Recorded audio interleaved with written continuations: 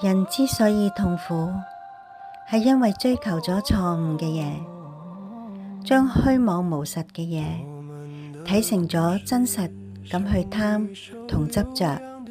而陷入咗生死苦海。世間嘅一切只不過係因緣際會、暫時聚合嘅產物，緣生緣滅，變化無常，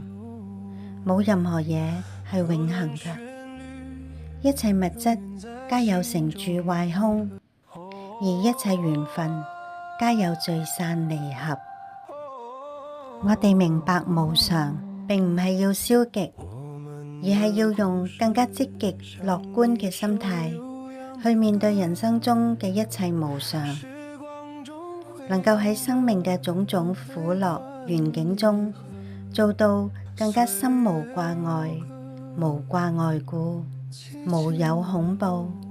遠離顛倒夢想，究竟涅槃。